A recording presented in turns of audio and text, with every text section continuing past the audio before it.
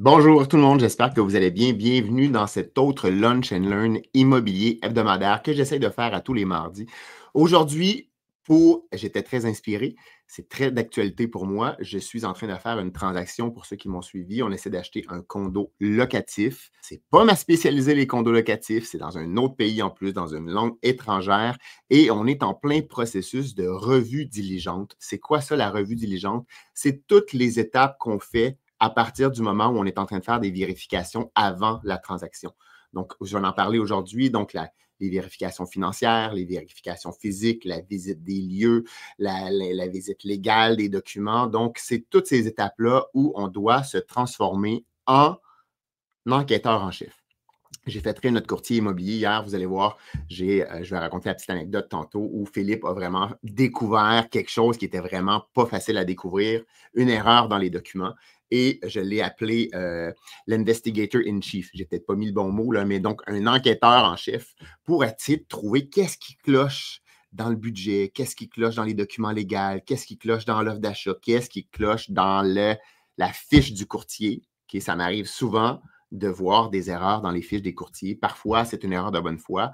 Parfois, on se pose la question. Parfois, c'est le vendeur qui va avoir induit son propre courtier en erreur. Donc, l'important, là, et je viens de faire un TikTok sur ça ce matin, ne jamais se fier à l'information qui vous est donnée sans faire de vérification. Ce n'est pas parce qu'il y a un courtier dans la transaction ou deux courtiers, comme dans mon cas, dans la transaction, qu'ils vont tout avoir vérifié et que tout est conforme. Donc, même si c'est un courtier, comme dans notre cas, qui a la transaction depuis 340 jours entre les mains, qui est censé maîtriser son dossier, maîtriser son immeuble, ce n'est pas toujours le cas. Okay, donc, vous allez voir tantôt, c'est assez majeur ce qui nous est arrivé, ce que Philippe a découvert avant-hier. Donc, il faut vraiment enquêter et valider tout ce qui vous est donné. Donc, on ne prend absolument rien pour acquis.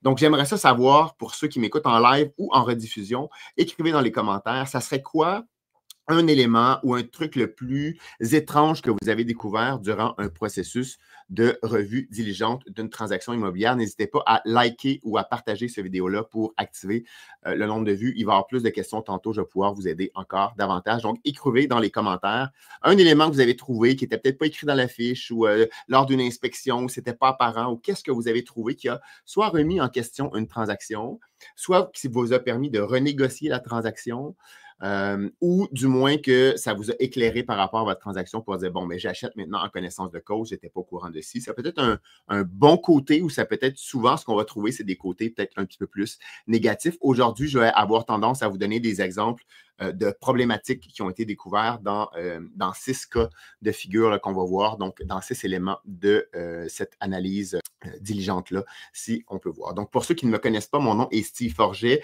Donc, je suis investisseur immobilier depuis déjà 16 ans. J'ai débuté avec mon premier Plex en 2009.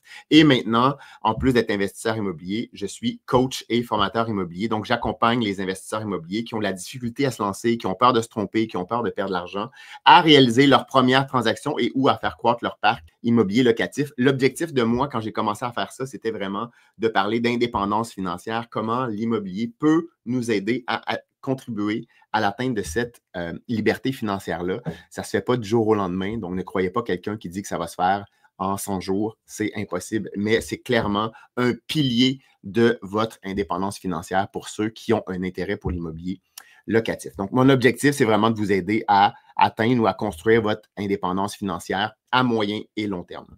Et là, je reçois beaucoup de commentaires. C'est tout le temps les mêmes commentaires. Les gens ont peur de se tromper. Ils ont peur de perdre leur argent chèrement investi. Et c'est tout à fait normal. Et même moi qui ai de l'expérience, là, je suis en train de faire une transaction qui est quand même une transaction très importante. On parle de plus d'1 million de dollars canadiens. Donc, c'est pas rien. Et c'est dans un nouveau contexte, dans un pays que je connais pas. Je connais pas le processus. Croyez-moi, je ne suis pas en pleine confiance, là. Donc, mon processus de revue diligente va devenir extrêmement important pour atténuer ces peurs-là et dire, OK, est-ce que je fais une bonne affaire ou pas? Donc, peur d'acheter un mauvais immeuble. Tu as investi ton immeuble, tu penses que tu fais un bon coup, puis finalement, c'est un tas de ruines qui va te coûter une fortune dans les années d'après. Il vaut peut-être mieux le savoir avant que trop tard. Est-ce que tu te trompes dans tes calculs? Est-ce que tu te fais induire en erreur dans tes calculs?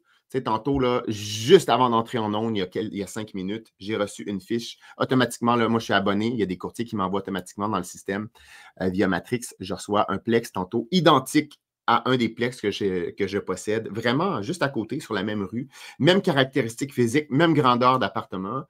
Revenu potentiel, 88 000. Je n'ai pas analysé, je n'ai pas tous les chiffres, là.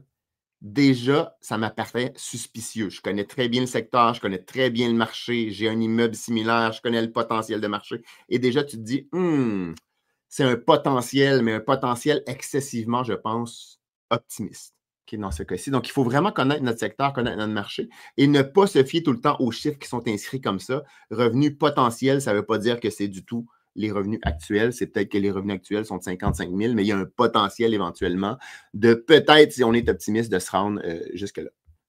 Donc, merci à ceux qui sont en ondes. Merci à ceux qui vont marquer des commentaires. Donc, je vous avais tantôt de me demander de me donner des exemples de ce que vous avez trouvé dans vos différentes transactions lors de vos processus de revue diligente. 6 étapes clés aujourd'hui de la revue. Il n'y a pas d'ordre spécifique nécessairement, là, donc je les ai mis dans cet ordre-là. Donc, la vérification financière, la visite de la propriété de tous les logements du bâtiment et l'inspection du bâtiment. Donc, je vais donner des petits exemples. L'analyse légale, je vais vous donner des exemples concrets de cette semaine qu'on a découvert. La gestion locative, la gestion des locataires, c'est qui est là? Est-ce que ça va nous causer des problèmes? Est-ce qu'il y a déjà des problèmes légaux avec ces locataires-là présentement? Certains pièges du financement, mieux vaut les découvrir plus tôt que tard, donc avant de se lancer dans des dépenses d'inspection, etc. Est-ce que je vais avoir de la difficulté à financer cet immeuble-là, par exemple? Et certains aspects environnementaux et ou géographiques également qu'on va regarder. Donc, sans entrer dans une présentation détaillée, dont je me suis mis les points, puis je vais y aller vraiment comme ça de façon spontanée. Donc, la vérification financière. Donc, je donne l'exemple que je viens d'avoir un plex passé. Est-ce que les revenus qui sont donnés dans la fiche font du sens? Si les revenus sont trop élevés dans ce qui est dans la fiche, donc pourquoi? Est-ce que c'est parce que l'électricité est compris? Est-ce que c'est parce que c'est de la location qui est faite à la chambre? Est-ce que ça fait longtemps que c'est à ce prix-là? Moi, j'ai déjà vu là, des baux qui sont boostés là, par des vendeurs. Donc, ils vont donner de l'argent à leurs locataires pour faire signer des faux baux pour booster le prix de la location avec une entente que le locataire va quitter en juillet prochain. Ça m'est déjà arrivé dans une transaction il y a quelques années. Donc, la locataire a changé d'idée après la transaction. Elle voulait rester. Puis elle nous a dit, écoute, le montant que je vous paye par mois, ce n'est pas le vrai montant de loyer. C'est l'ancien vendeur, c'est l'ancien propriétaire qui m'a payé la différence. Mais je devais partir en juillet, mais là, je ne veux plus partir. Est-ce que vous accepteriez que je paye le même montant que je payais? Ben non, tu as signé un bail. Donc, il y a plein de petites fraudes qui peuvent se passer comme ça. Donc, côté revenus. Donc, valider ce qui est écrit dans les baux. Je vais l'avoir tantôt dans les baux, mais je le mets aussi dans les revenus. Donc, est-ce que le total des baux, est-ce que ça fonctionne avec les revenus qui sont donnés dans la fiche descriptive? Souvent, il y a des erreurs qui vont être faites, très souvent. Souvent, des fois, c'est une surprise à notre avantage. Donc, il y en a qui vont avoir un logement vacant puis ils ne vont pas le mettre dans les revenus potentiels. Mais souvent, ça va être le contraire qu'on va découvrir des petites erreurs de ce côté-là. Est-ce qu'il y a potentiel d'augmenter ces revenus-là?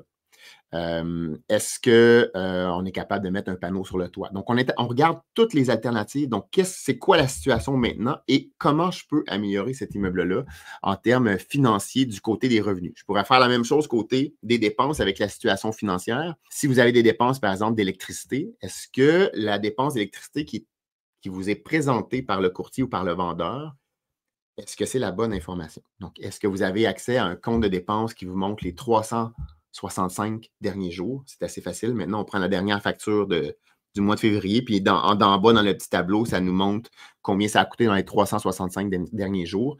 J'ai souvent vu des erreurs où la facture d'électricité, le coût d'électricité qui est présenté dans la fiche est complètement sous-estimé par rapport à ce qui est écrit sur la facture. Vérifiez ça.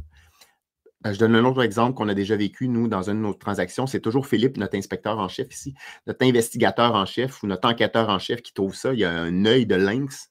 Donc, on avait acheté un immeuble de 5 logements semi-commercial et on a découvert que pour un des appartements, le tarif de l'électricité, c'était le tarif commercial. Donc, c'était associé. Avant, ça devait être sur le même compteur que le commerce. Mais le tarif électricité commercial, c'est beaucoup plus élevé que le tarif résidentiel. Mais là, on vient de voir une petite astuce pour abaisser nos coûts. Donc, on avait fait changer ce tarif-là en démontrant à la ville que c'était un logement résidentiel. Okay, on en a un autre présentement, c'est un cas comme ça dans le dernier qu'on a acheté. Donc, c'est un logement résidentiel qui est sur le même compteur qu'un commerce. Donc, il va falloir faire séparer ça parce que ça coûte trop cher d'électricité.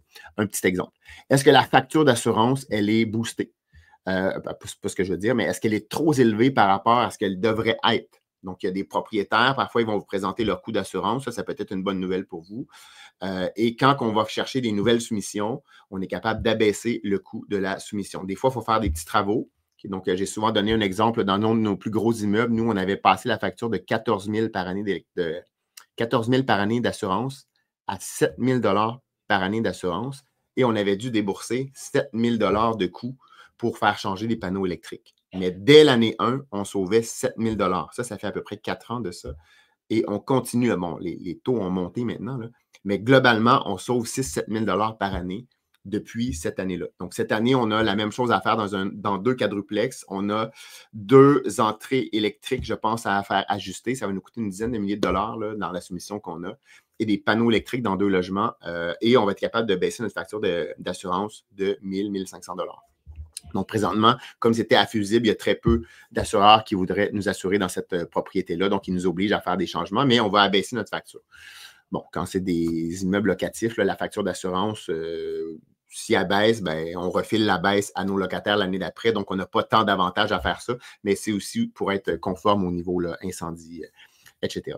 Donc, il peut y avoir les taxes. Est-ce que c'est les bonnes taxes? Est-ce que c'est les taxes de l'année d'avant qui vont être présentées ou les taxes de cette année? Est-ce qu'il ne faut pas sous-estimer le coût des travaux également? Donc là, ça va rentrer dans une autre catégorie que je vais voir tout à l'heure. Mais bref, il faut regarder les éléments financiers. L'exemple qu'on a découvert, nous, hier soir, nous, on est en train de s'acheter un condo locatif. Il y a un budget de copropriété. Donc, à tous les ans, il y a un budget de copropriété puis un suivi budgétaire qui est fait. Il y a des frais de copropriété qui sont payés mensuellement par les copropriétaires. Et quand on analyse les décisions qui sont prises, par exemple, l'année passée, de combien on va payer mensuellement, quand on additionne ça pour tous les condos, ça ne fonctionne pas avec le budget de dépenses. Il y a un gros déficit. Et là, tu te dis, bon, il sort d'où le déficit? Il n'y a même pas de fonds de réserve. On a un déficit de 40 000 par année. Qu'est-ce qui se passe? Là, on est là-dedans. Là. Le courtier m'a écrit à peu près 4 minutes avant qu'on entre en onde tantôt pour me dire est-ce que tu peux m'envoyer les screenshots de ça, que j'analyse ça. Je vais envoyer ça au courtier du vendeur. Donc, nous, on veut acheter la propriété, mais pas si je vais recevoir une évaluation spéciale à chaque année où il faut que j'investisse 4 000 pour combler le déficit. Okay? Donc, ça, c'est notre découverte de 10 heures hier soir. Donc, c'est un exemple. Il faut vraiment être très attentif. Moi, au départ, en toute honnêteté, j'avais regardé les 2 budgets, les 2 derniers budgets, puis je n'avais pas fait de lien nécessairement. Puis c'est Philippe hier qui s'est mis à calculer vraiment. On avait, nous, les frais de copropriété, condo par condo. Il a additionné ça, puis il dit Steve, voyons donc, on est en déficit de 40 000 par année par rapport aux 2 derniers budgets de dépenses. Donc, ça ne fonctionne pas. Donc, c'est un exemple. Donc, il ne faut pas. Eux, ils nous envoient ça en disant voici les budgets, puis regardez ça, puis on avait jusqu'à 15 heures aujourd'hui pour se déclarer satisfait de toute notre revue diligente documentaire. Chose qu'on ne fera pas. Donc, on va se déclarer insatisfait. Vous allez voir un autre exemple de pourquoi on va se déclarer insatisfait. Ça ne veut pas dire que notre transaction tombe à l'eau, ça veut dire qu'on retourne en négociation. Visite et inspection du bâtiment. Donc, la visite par vous-même et par vos équipes ou par vos collègues, avec votre père, avec votre soeur, avec votre cousin entrepreneur, si vous voulez. Mais une fois qu'on a l'offre d'achat acceptée, on va aller visiter tous les logements. C'est très rare, en tout cas au Québec, qu'on va aller visiter tous les appartements d'un immeuble avant de faire une offre d'achat. Donc, on fait une offre d'achat qui est conditionnelle à la visite des lieux. Des fois, si on est chanceux et qu'il y a un appartement qui était vacant, on a peut-être pu voir le logement vacant ou peut-être le logement principal de l'immeuble avant de faire notre offre d'achat, mais généralement, on n'embête pas les locataires. Donc, on se met une condition qu'on va aller visiter les lieux après avoir une offre d'achat acceptée. C'est ce que je fais au Mexique. Nous, on fait toute notre revue diligente, on fait même l'inspection. On devait faire l'inspection, mais on l'a annulé aujourd'hui. Tant qu'on n'a pas réglé les éléments documentaires, puis on va aller visiter à la toute fin. Donc, on s'est mis une clause particulière, c'est la première fois qu'on fait ça, où on va tout avoir levé nos conditions avant d'aller visiter physiquement la propriété, parce que c'est dans un autre pays. Donc, on visite tous les espaces, les garages, les espaces d'entreposage, tous les logements. On fait comme une inspection. On n'est pas des inspecteurs, on passe assez rapidement. C'est surtout pour regarder l'état des logements. Est-ce qu'il y a des éléments flagrants qu'on dit ça ne me convient pas. Donc, avant de payer notre inspecteur, on veut, nous, avoir vu c'est quoi l'état des logements, puis c'est qui les locataires également. Donc, on regarde un peu les éléments structurels. Nous, on va tirer la chasse d'eau, on va partir la douche, on va partir les robinets, on veut voir s'il y a la pression. On va regarder, comme ça nous est arrivé dans un immeuble récemment, on est avec les deux courtiers. Moi, je regarde un peu plus de esthétique, je regardais le potentiel. Philippe regardait tout ce qui était plomberie. Et dans 3 des salles de bain, il y avait de l'eau qui coulait en dessous des lavabos. Okay, donc, déjà, tu fais comme, ben là, clairement, on a un problème là, dans ce building-là. Donc, ils n'ont pas fait attention à leur plomberie. On voit déjà des coûts qui s'en viennent. Des fois, c'est rien, mais des fois, ça peut laisser présager que l'entretien général du bâtiment, elle est dégradée. Donc, on va marcher à l'extérieur. Est-ce que les pentes sont bonnes ou pas? Les inspecteurs vont faire ça, mais nous, on doit avoir des yeux de lynx pour essayer de découvrir ces problématiques-là avant d'en arriver à débourser un 700 000, 2 000 3 000 pour faire une inspection dépendamment de votre immeuble. L'inspection, prenez un inspecteur qui s'y connaît dans ce type d'immeuble-là, dans votre secteur. S'il y a des problèmes structurels connus dans le secteur, avec des problèmes de sol, etc., puis que vous prenez un inspecteur qui vient d'une autre ville qui n'est pas habitué, ben peut-être qu'il y a des éléments qui ne verront pas. Donc, essayez de prendre quelqu'un qui s'y connaît dans le secteur, dans ce type de bâtiment-là. Moi, dans certains cas, on va s'assurer qu'on va avoir un ingénieur en bâtiment. Donc, quand il y a des éléments peut-être un petit peu plus problématiques structurels dans les bâtiments commerciaux, entre autres, dans certains cas, où on veut réaménager. Donc, est-ce que la structure du bâtiment, elle est bonne? Donc, dans certains cas, ça peut valoir la peine de payer un petit peu plus cher pour avoir votre inspecteur pour... c'est pas une dépense, hein? C'est vraiment un investissement que vous êtes en train de faire pour prendre une bonne décision ou pour retourner négocier. Souvent, suite à une inspection, à votre visite des lieux et à votre revue diligente, on retourne en négociation avec les points majeurs pour trouver une entente gagnant-gagnant. Donc, ça veut pas. Il y en a qui veulent dire, moi, je ne veux rien savoir de ce bâtiment-là, je me retire. Moi, généralement, ben, pourquoi qu'on ne tente pas de négocier? Dans certains cas, de négocier de façon spectaculaire. Sinon, on sortir de la transaction. Donc, moi, j'ai déjà vu suite à une inspection où ça a été relevé qu'il y a certainement un problème de drain français, puis ça coûte 25 000 refaire les drains français, plus refaire tout le terrassement, plus refaire le pavé uni à l'avant. Tu es rendu à 40 000 de frais. Une chance que je le savais avant. Là, dans mon cas, nous, on a retourné, c'était une de mes maisons qu'on avait achetées. 40 000 là, pour tout refaire, juste ça, là, puis on n'avait même pas touché à l'intérieur. Bien, ça, je veux le savoir avant. Là. Tu découvres ça après coup, tu commences à voir les infiltrations d'eau, etc. L'inspecteur, visuellement, ne va pas savoir l'état de ton drain français, mais par les signes qu'il va voir à l'intérieur du bâtiment, peut clairement laisser, est-ce que ça fonctionne, tes drains français, ils ne fonctionnent pas. Donc, c'est un exemple. Il y a des infiltrations d'eau que tu n'avais pas vues, il y a de la fluorescence, pourquoi? Et là, il faut qu'il analyse. Il peut y avoir plein de causes possibles, mais vraiment, c'est un investissement d'avoir et c'est un guide pour les prochaines années sur qu'est-ce que vous allez devoir rénover également. Donc, on prend un rapport comme ça, là, et on va mettre des budgets là-dedans. Là. Donc, vous venez mettre des coûts à tous ces éléments-là et ça va vous aider à rédiger une lettre. Donc, ceux qui sont avec moi, par exemple, dans mon programme d'accompagnement, là, je leur fournis un modèle type de lettre de quand on veut entamer une négociation suite à une inspection. Donc, comment structurer cette lettre-là pour aller chercher le plus de baisse de prix possible. L'analyse légale, donc est-ce qu'on a des problèmes légaux? Est-ce qu'on a des problèmes cadastrales? Est-ce qu'on a des problèmes au registre foncier? Est-ce qu'il y a des hypothèques légales de construction là-dessus? Les notaires vont quand même tout faire les vérifications, mais on veut savoir qu'est-ce qui se passe avec cette propriété-là. Est-ce qu'il y a déjà eu des poursuites? Donc, on peut poser des questions. Est-ce qu'il y a des problèmes avec les voisins? Est-ce qu'il y a des problèmes devant le tribunal administratif du logement? Est-ce qu'on peut passer en revue la liste des locataires aussi? Donc, il y a le bâtiment, mais il y a les gens dedans. On va aller regarder à la SOCIGE ou dans jugement.qc.ca. Est-ce que nos locataires actuels, ils ont des jugements au tribunal administratif du logement? Est-ce qu'ils ont des jugements contre le propriétaire? On va aller voir auprès le plumitif du tribunal administratif du logement. C'est pour voir s'il y a des dossiers qui ont été ouverts en cours. Donc, on y va par adresse généralement ou par nom.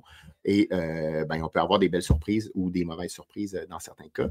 Je vous donne l'exemple d'un condo locatif qu'on est en train d'acheter. Samedi, Philippe, qui ne parle pas espagnol, qui analyse un dossier de 160 pages. Moi, j'étais parti à la fête de ma mère. Philippe analyse ça, je reviens en fin de journée, puis il me dit « Steve, on a un problème. Là. » Écoutez bien cette petite histoire-là. C'est une petite anecdote qui est en train de se régler en négociation. Là. Mais hier, on a failli annuler la transaction. Okay, donc, malgré que j'ai tout annoncé que j'allais avoir le condo, qui était disponible en location et tout, mais hier, on a failli se retirer. J'ai peut-être annoncé ça un peu trop vite. Lors de notre visite virtuelle, donc nous, on a visité de deux façons. Donc, notre courtier est allé prendre plein de vidéos, des petites vidéos, donc du quartier, de l'immeuble, de la plage et de tous les espaces communs et privatifs de cet immeuble-là. Et dans le garage, où on a des espaces de stationnement. Donc, il y a 8 espaces de stationnement. C'est un immeuble de 8 condos. Le courtier inscripteur, et il ne peut pas se défiler, c'est sur vidéo. Là. Il nous pointe nos 2 espaces de stationnement. Donc, sur le long du mur, à droite de l'immeuble, avec un accès direct à une des 6 portes de garage. Il nous vend à quel point qu'on va pouvoir se mettre des lockers, qu'on va pouvoir faire du storage. Ça va être incroyable qu'on peut se mettre 2 petites voitures ou un 4x4 ou un véhicule de tout-terrain, etc. Puis moi, j'étais assez emballé. J'étais assez en train d'imaginer avec mon kayak sur le mur, etc. Puis moi, honnêtement, j'étais satisfait de ça. Philippe, l'inspecteur en chef, l'investigateur en chef, commence par analyser. Il ne parle pas espagnol. Là. Mais il y a quand même déchiffré dans le document. Puis à la fin, il y a des schémas. Tu sais, c'est quoi les parties publiques? C'est quoi les parties privatives? Dans les espaces communs, comme le garage, quels sont les espaces réservés à chacune des 8 unités? Et là, aux surprises, découvre que, ben non, les 2 unités qui nous ont été présentées 2 fois, là, une fois en live et une fois dans une vidéo préenregistrée, nos 2 espaces de stationnement, ben c'est pas à nous. Donc, ce qui nous a été dit par le courtier inscripteur, ce n'est pas la réalité. Donc, les 2 espaces, ça appartient à une autre unité. Au 3e étage, nous, on achète le condo du 1er étage. Et l'espace qui nous est réservé dans les documents légaux là, de la copropriété, dans le titre de copropriété, c'est un petit espace de stationnement derrière un autre espace de stationnement qui appartient à une autre unité. Donc, nous, on n'a même pas accès à la porte de garage. Donc, si toutes les places sont prises dans le stationnement et que notre voisin a mis son auto, nous, on ne peut pas sortir. Bref, c'est une place de garage inutile. Là. Donc, à part servir pour entreposer ou peut-être mettre un kayak par terre, si mon voisin a une auto, tant qu'il n'y en a pas de problème, mais la journée où il y en a un, je ne peux pas rien faire avec mon... Je ne peux pas dire à mes locataires, ben oui, vous avez un espace de garage, vous vous réservez à l'aéroport de Puerto Vallarta un véhicule, puis vous en allez vous stationner. Ben, ça ne marche pas. Mais ça vaut... un espace de stationnement, ça vaut à peu près 15 000 $ américains. Méchant problème. Là. Donc là, je donne une petite anecdote, là, c'est en cours, mais ça nous est proposé de dire, ben, on va avoir une entente à l'amiable avec le propriétaire du 3e étage, comme quoi vous allez pouvoir l'utiliser. Oui, mais attends, moi, ça ne marche pas. Là.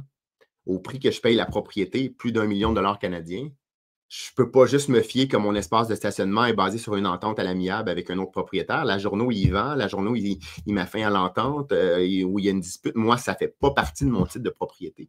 Je veux que ce qui m'a été expliqué fasse partie de mon titre de propriété. Sinon, je veux avoir une baisse de prix substantielle sur cette propriété-là.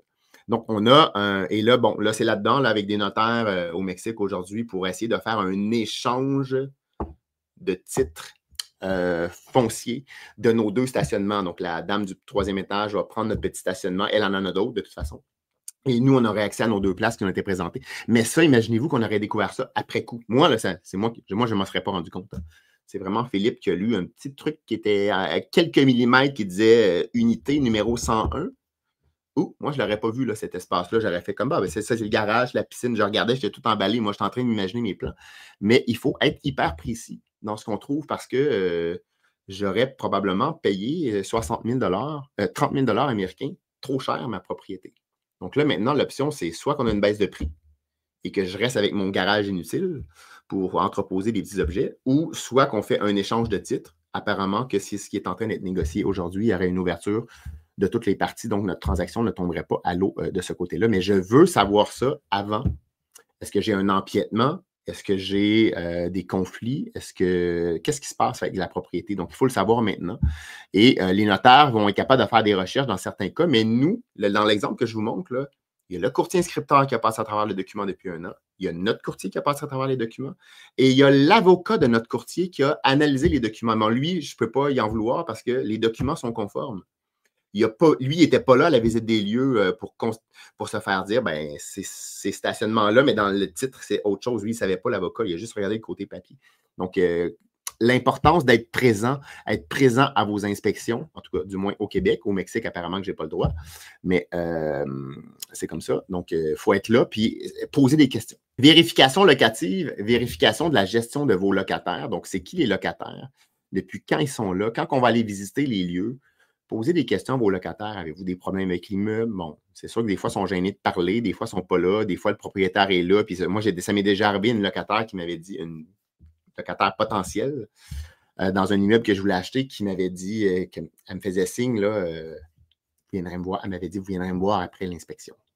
Doucement. Elle m'avait même mis dans la main, elle m'avait serré la main pendant que le vendeur était retourné. Elle m'avait mis une clé USB dans les mains. Puis elle m'avait fait chut.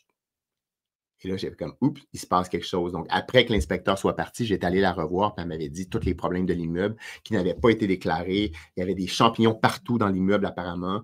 Mais juste avant de mettre en vente, le vendeur avait tout repeint et il y avait vraiment un problème de condensation dans cette propriété-là. J'avais des tonnes de photos que je pouvais constater. Donc, allez poser des questions à vos locataires, retournez le soir, allez voir c'est qui, est-ce qu'ils travaillent, est-ce que j'en ai parlé un peu tantôt, donc est-ce qu'ils ont des dossiers criminels? Ça ne veut pas dire que parce qu'ils ont un dossier criminel qu'on ne va pas acheter l'immeuble, mais on veut savoir à qui on a affaire. Moi, j'ai déjà acheté un immeuble où on avait un locataire qui avait déjà commis un meurtre, mais il avait fait sa peine de prison et était super gentil. Mais son entourage n'était pas super. Donc, il y avait des vols, des bandits. La personne invitait des gens chez eux de mauvaise qualité. Les policiers étaient tout le temps là. À l'époque, j'étais un peu plus débutant. On n'avait pas fait notre vérification diligente de ce côté-là, mais on veut savoir qui est là. Est-ce que vous voulez reprendre un logement? Vous voulez éventuellement faire des travaux d'agrandissement entre deux logements? Est-ce que c'est qui les locataires? Est-ce qu'ils ont 70 ans et plus? 65 ans et plus maintenant? Avant, c'était 70 ans. Est-ce qu'ils ont 65 ans et plus? Ça fait combien de temps qu'ils sont là? Est-ce que ça fait plus de 10 ans qu'ils sont là? Si oui, ça ressemble à quoi le revenu? On ne peut pas tout le temps le savoir, mais on essaie de deviner. Donc, c'est possible qu'on ne puisse pas reprendre ou faire une éviction d'un appartement. Parce que, je pense que comment ça s'appelle, le projet de loi 65 ou la loi 65, là, qui maintenant encadre comment on peut reprendre ou évincer des locataires. Donc ça, il faut faire on peut demander les revenus des dernières années ou de la dernière année, du moins. Il y en a qui vont fournir les preuves de dépôt. Il y en a qui vont nous fournir leur dernier relevé. J'oublie le formulaire, là, qu'on a dans les impôts sur un immeuble en particulier. Est-ce qu'il y a des rabais accordés à certains locataires pour sortir les poubelles? Est-ce qu'il y a, des fois, il y a des annexes au bail. Hein? Des annexes au bail, on a déjà vu ça, nous, dans un de nos cas, où le locataire, par exemple, un immigrant, nouveau arrivant au Québec, a payé son premier mois de loyer à la signature du bail et le dernier mois du loyer également. Et là, il y a une transaction immobilière qui se fait en cours d'année et l'immeuble est vendu. Il faut le savoir là, que le dernier loyer a été payé. Nous, ça nous est arrivé de dire à un locataire, vous n'avez pas payé. Puis il dit, oui, j'ai payé mon loyer à l'ancien propriétaire là, à la signature du bail. On avait une entente comme quoi je payais le premier et le dernier mois. Bon, là, ça peut être une petite obstination. Il faut que l'ancien propriétaire nous le donne, là, ce loyer-là, parce que le locataire, il faut qu'il ait sa preuve. Est-ce que j'ai eu tout? Donc, quand on fait la demande pour avoir les baux, mais les baux et toutes les annexes et toutes les ententes particulières avec les locataires qui doivent nous être fournies également. Certains pièges du financement, donc avant d'acheter l'immeuble, est-ce qu'on pourrait potentiellement avoir des problèmes de financement avec cet immeuble-là? Par exemple, vous achetez un immeuble semi-commercial et il y a un restaurant ou il y a un bar et peut-être que c'est un bar qui a très mauvaise réputation. Est-ce que vous allez être capable de vous faire financer? Est-ce que les institutions financières avec qui vous faites affaire financent ce genre de projet-là? Il y a certaines institutions qui ne veulent rien savoir d'avoir des restaurants ou d'avoir un bar ou d'avoir d'autres types de commerce. Donc, ils vont dire, nous, on n'est pas intéressés à ce type de commerce. Je veux le savoir avant parce que ça va peut-être me rediriger vers d'autres institutions financières, peut-être avec d'autres conditions de financement. Donc, il faut être capable de parler à votre directeur de compte ou à un courtier hypothécaire qui va bien vous diriger avant. Moi, je fais toujours faire des esquisses de financement très, très tôt dans mon analyse. Donc, quand on a un bon directeur de banque là, ou un directeur de compte, donc on lui met voici les revenus présents, actuels, taxes municipales, taxes scolaires, les assurances, les dépenses, etc. Puis, voici le type d'immeuble, ça serait quoi mon esquisse de financement avec tel type de financement conventionnel ou SCHL. Et généralement, à l'espace de 48-72 heures, on va recevoir un petit courriel qui dit basé sur ce que, c'est pas un engagement de la banque, mais basé sur ce que tu me donnes, voici à quoi pourrait ressembler le financement. Je veux savoir ça dès le départ. Donc, s'il y a un drapeau jaune ou un drapeau rouge, peut-être que je ne vais pas faire ma transaction, je vais la faire différemment ou je vais aller chercher une balance de prix de vente dans ma négociation ou peut-être que je vais utiliser ce courriel-là de la banque.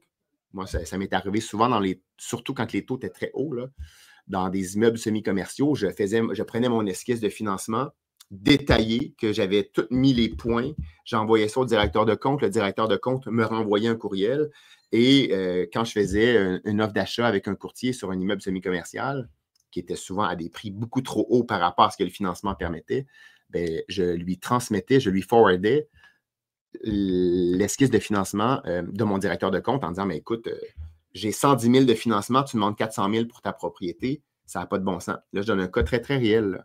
Donc, un immeuble que je suis depuis 3 ans, qu'on a acheté en janvier, qui était en vente à 400 000 au départ, en plein quand les taux ont commencé à devenir très, très élevés pour les immeubles semi-commerciaux. On était à des taux de 8,6, 8,7. Les financements étaient farfelus, là. Donc, j'avais 110 000 de financement pour un immeuble de 400 000, mais je ne vais pas mettre 75 de mise de fonds. Le vendeur disait, ben non, ça vaut bien plus cher que ça. Ah, ben, OK. Et je refaisais mes suivis. On a fini par le payer 260 au bout de 2 ans et demi. Après, ça a été mis sur le marché. Mais depuis le début, je connaissais mon montant de financement. Là, c'est sûr que les taux ont fortement baissé. Moi, j'ai été capable de faire la transaction comme ça. Hein. Donc, j'ai abaissé de 1, le montant d'achat. Puis de 2, moi, j'ai un financement qui est plus élevé maintenant parce que les taux ont baissé. Mais donc, il faut être capable d'être rapide là-dedans puis d'avoir une équipe de confiance, courtier, hypothécaire et ou directeur de compte qui vont vous aligner rapidement sur, finalement, avec tes conditions, avec tes revenus personnels ou tes revenus d'entreprise. Tu ne peux pas avoir plus que tant de financement. Donc, soit que tu passes ton tour, soit que tu proposes une balance de prix de vente. Donc, ça nous permet d'ajuster notre prix de vente et ou notre stratégie de ce côté-là. Le dernier point, je pense, c'est les aspects environnementaux et géographiques. Donc, évidemment, chacun des points que j'ai parlé aujourd'hui pourrait être explosé en 3 heures de cours. Là.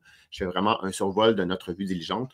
Donc, les aspects environnementaux, les aspects géographiques. Donc, là, je vais vous donner des exemples au Mexique aussi. Mais donc, aspects environnementaux, est-ce que vous êtes situé à côté d'une station d'essence? Est-ce que votre terrain a été répertorié comme un terrain contaminé? Est-ce qu'il y a déjà eu un chauffage au mazout? Est-ce que, dans certains endroits, moi, à côté d'où j'habitais à Montréal, il y a tout un quadrilatère c'était une ancienne fonderie où on brûlait des déchets. Je dis fonderie, là, mais ils brûlaient des déchets. Les cendres sont contaminées, tous les terrains sont contaminés. Et ça, c'est public, il y a des articles de journaux, ça fait partie des terrains répertoriés. Donc, on veut le savoir avant. Est-ce qu'il y a présence d'amiante? Est-ce que il y a des... Moi, j'ai acheté une propriété il y a quelques années avec Philippe pour faire un flip et la propriété avait été isolée à la MIOF. Urée de formaldéhyde qui était classée quelques années plus tard comme étant cancérigène. Il faut que je le sache qu'il y a ça parce que ça peut faire peur à certains acheteurs. Moi, ça m'avait fait peur, mais il y a moyen de mitiger ça. On avait fait faire les tests d'air. Nous, on a fait faire un test d'air à l'achat, on a fait faire un test d'air à la revente qui démontrait qu'il n'y avait aucune particule d'urée de formaldéhyde en présence dans l'air. C'était tellement vieux depuis tellement longtemps. Donc, mais ça, je veux le savoir avant. Est-ce que j'ai des contaminants dans l'isolation, etc. Ça peut coûter cher des contaminés. Donc, je veux le savoir le plus tôt possible. Si souvent un inspecteur pourrait nous guider là-dedans, est-ce qu'il pense qu'il y a de l'amiante dans la propriété? Moi, j'ai de l'amiante partout, même chez nous. Là. Ça ne me fait pas nécessairement peur. C'est surtout quand on fait des travaux qu'il faut faire très attention. Mais si j'ai un immeuble où je n'ai pas l'intention de tout refaire les murs, tout refaire l'isolation, ça ne me dérangera pas nécessairement. Des aspects géographiques. Donc, par exemple, là, présentement, le condo qu'on achète à Puerto Vallarta, c'est dans une zone sismique où il peut y avoir des très gros tremblements de terre. Et le condo que j'achète, il est face à la mer. Donc, premier étage. Donc, en fait, il y a le garage au premier étage. Nous, on est comme au deuxième étage. Mais il y a des risques de tsunami. Il y a des risques d'ouragan. Donc, il faut que j'en prenne compte dans mes assurances. Okay? Donc, ça ne coûte pas aussi cher qu'en Floride. Là, ça coûte moins de 2 000 assurés américains. Peut-être 1 500 américains. Donc, 2 500, mettons, assurer ça. Mais il faut que je le prenne en compte pour assurer ma propriété, pour voir est-ce qu'il y a des risques, est-ce que c'est un bâtiment qui a été construit selon les normes sismiques ou c'est un bâtiment qui a été construit en 1940 avant qu'il y ait les normes plus modernes. Donc, je veux le savoir dans ma découverte. avant d'acheter. Donc, c'est un risque qu'on prend. Donc, je veux connaître ces risques-là, je veux les identifier. Donc, n'oubliez pas que tout ce que et je pourrais continuer comme ça, là, des risques de glissement de terrain ici. Là, on le voit encore là, dans l'actualité au moment où je vous parle, il y a plein d'inondations. Est-ce que vous êtes dans une zone inondable? Est-ce que vous avez le droit de reconstruire votre propriété? Ça serait peut-être du côté légal, par exemple. Est-ce que vous avez le droit de reconstruire la propriété en cas d'incendie? Moi, j'ai déjà eu un cas où on achète une propriété, mais si la propriété elle est incendiée, je ne peux pas reconstruire. Donc, il va falloir que je respecte certaines marges. Donc, la propriété va être plus petite. Okay? Donc, des fois, on veut savoir ça avant. Est-ce qu'il y a eu des inondations dans le passé? Donc, on peut poser la question. Est-ce qu'il y a eu des refoulements d'égouts, etc. Les 6 éléments, les 6 catégories qu'on a vues, n'oubliez pas que c'est vraiment un investissement. Ça prend du temps. Ce n'est pas quelque chose qu'on peut déléguer, à moins qu'on ait une équipe vraiment d'experts qui travaillent avec nous pour lui déléguer ça, puis ils sont très bons dans les transactions. Mais quand on est à notre première ou notre 10e transaction, la revue diligente, ce n'est pas juste quelque chose qu'on va déléguer. Donc, il faut vraiment s'investir là-dedans. Il faut lire nos documents. Il ne faut pas être distrait quand on fait ça. Il faut être concentré. Il faut se faire aider si on n'a pas la compétence. Donc, aller chercher quelqu'un qui a déjà fait plusieurs transactions, qui s'y connaît en immobilier, qui s'y connaît en document légal. Payer des gens pour vous aider, des professionnels. Donc, il y a plein de professionnels qui peuvent vous accompagner au niveau fiscal, au niveau légal, au niveau physique, au niveau transaction. Pour, même si on dépense 5 000, 6 000, 7 000, 10 000 et qu'on est en train d'investir sur un bâtiment qui en vaut 1,5, c'est négligeable. Puis de une partie de ça va être capitalisable dans vos frais d'amortissement. Il y en a qui vont être déduits comme dépenses. Donc, c'est un investissement qui vous permet de prendre une bonne décision. Donc, parfois, il vaut mieux avoir dépensé 5 000 puis dire « je n'achète plus la propriété » que de l'acheter à tout coût, à tout prix, et d'être pris avec des investissements et des problèmes et un casse-tête majeur. Donc, n'oubliez pas, c'est un investissement.